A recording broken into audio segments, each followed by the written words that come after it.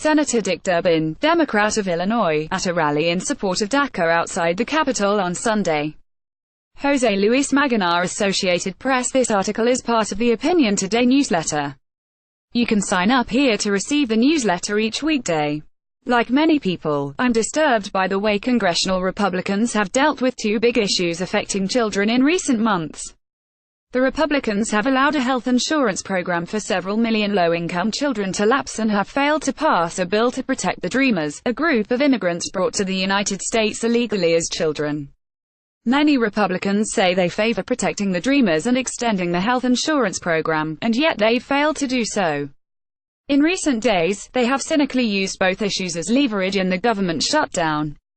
Given all of this, a big part of me would like to see the Democrats stand firm, accept no compromises and allow the shutdown to go on for as long as it needs to.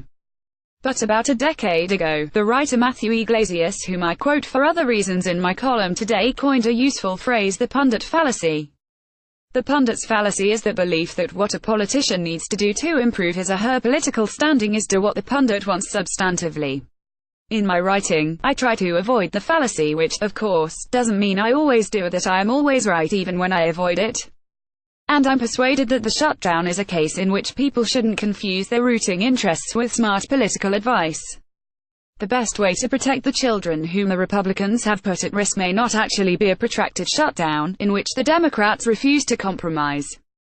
I started to explore some of these ideas in last week's newsletter, and my column today goes further. Let me know what you think, at leonhart@nighttimes.com. Elsewhere, the political scientist Matt Grossman argues in Politico that the shutdown is evidence that President Trump's most transformative impact on American politics has not been to radically remake the GOP.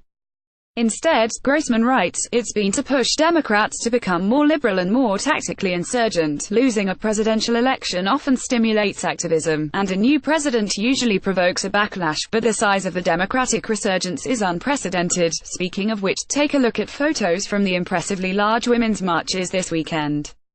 In the Times, Michael Tomasky makes a similar case, writing that the Democrats are following the Republicans to become a movement subsumed party. In the Washington Post, Jennifer Rubin argues that the shutdown has had one bipartisan feature: frustration with Trump's leadership. As soon as one set of the parties leave the room, he can be spun around by whomever he sees next, she writes.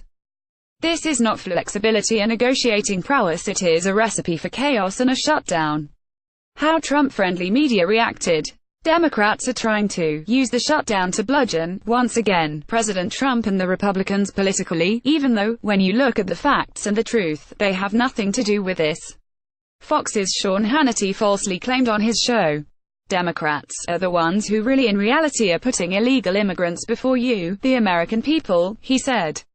On Sunday, as both the president and the White House accused Democrats of holding government funding for the military hostage, the editorial board of the Wall Street Journal praised the administration for refraining from trying to exploit the shutdown for political advantage.